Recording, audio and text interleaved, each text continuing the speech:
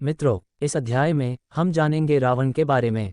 रावण जिसका नाम आते ही लोगों के सामने सिर्फ एक खलनायक की छवि ही सामने आती है।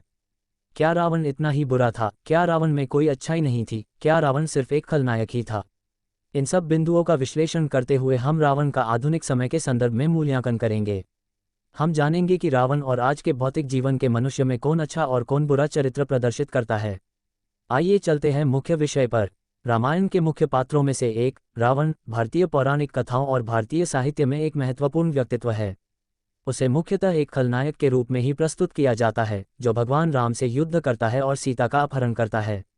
हालांकि रावण का चरित्र केवल बुराई का प्रतीक ही नहीं है, उसमें कई ऐसे गुण भी थे जो उसे एक जटिल और बहुआयामी व्यक्ति बनाते हैं। रावण के अच्छे गुण। विद्वान। रावण एक महान विद्वान और ज्योतिषी था। उसने वेदों और शास्त्रों का गहरा अध्ययन किया था। वह चारों वेदों का ज्ञाता था। उसके बाद आज तक कोई चारों वेदों का ज्ञाता नहीं हुआ। भक्त। वह भगवान शिव का महान भक्त था और उसने शिव तांडव स्तोत्र की रचना की थी। उसी के द्वारा रचित शिव तांडव स्तोत्र को आज के समय में हर प्रकार के मनुष्य द्वारा पढ़ा जाता है। शासन कौशल। रावण एक कुशल शासक था जिसने लंका को समृद्ध और शक्तिशाली बनाया। उसके समय में लंका में कोई भूखा नहीं रहता था। वीर योद्धा। रावण की वीरता और युद्ध कौशल उल्लेखनीय थे। उसने कई युद्धों में विजय प्राप्त की थी। उसकी युद्ध रणनीति और प्रबंधन बेहतर होते थे। रावण की बुराइयां। अहंकार। रावण का अहंकार उसकी प्रमुख कमजोरी थी जो अंततः उसके विनाश का कारण भी बना। अनैतिक कार्य। सीता का अपहरण, बलपूर्वक सीता से विवाह का प्रस्ताव और अपनी धर्मपत्नी का अपमान कर देना जैसे अन्य अनैतिक कार्य भी उसके बुरे चरित्र को प्रदर्शित करते हैं। अधर्म। उसने धर्म के मार्ग से हटकर कार्य किए और अपने स्वार्थ के लिए ऋषि मुनियों, अपने शुभ चिंतक भाई और अन्य कई व्यक्ति जो उसकी भलाई चाहते थे उनका अपमान किया। आधुनिक समय के संदर्भ में रावण का विश्लेषण। आज का भौतिक मनुष्य भी कई मायनों में रावण जैसा अपितु उससे भी बहुत बुरा आचरण प्रदर्शित करता है। आज के मनुष्य में भी अच्छे और बुरे दोनों गुण होते हैं, जैसे ज्ञान और विद्वता। आज के मनुष्य के पास भी ज्ञान और विद्वता का गुण है, लेकिन रावण जितना नहीं। अहंकार। आधुनिक समाज में भी अहंकार की समस्या विद्यमान है। किसी व्यक्ति के पास अन्य की अपेक्षा थोड़ा सा भी कुछ विशेष आ जाए तो उसमें अहंकार आ जाता है। शक्ति का दुरुपयोग। रावण की तरह आज भी कई लोग शक्ति का दुरुपयोग करते हैं। देखने में आता है कि कुछ लोगों के पास थोड़ी भी ताकत आ गई तो वे उसका अपने से कमजोर लोगों पर प्रयोग करके उनका शोषण करने लगते हैं।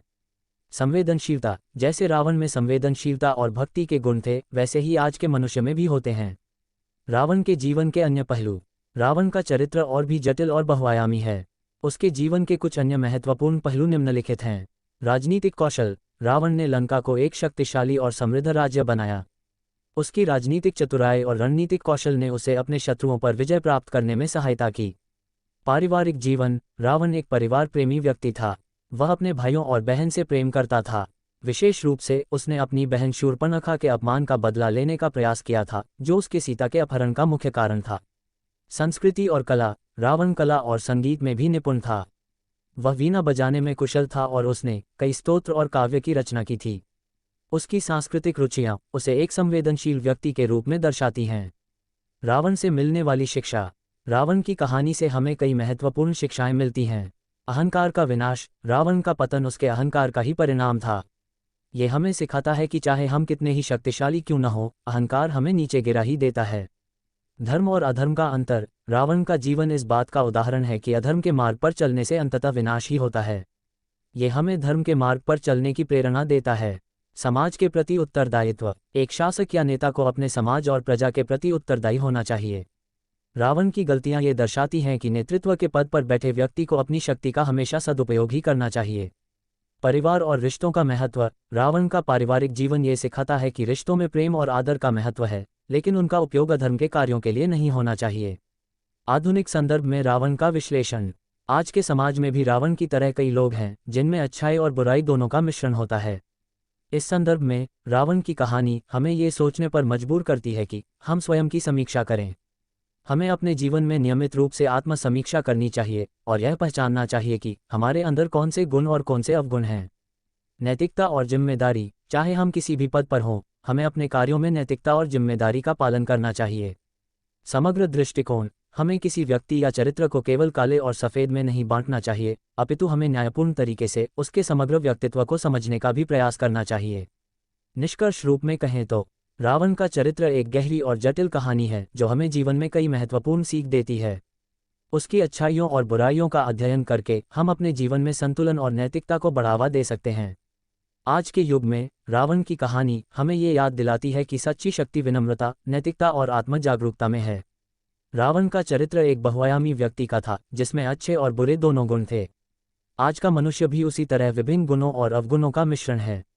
इसलिए रावण की कहानी से हमें ये सीखने की जरूरत है कि हमें अपने गुणों को पहचाना चाहिए और अवगुणों को दूर करना चाहिए।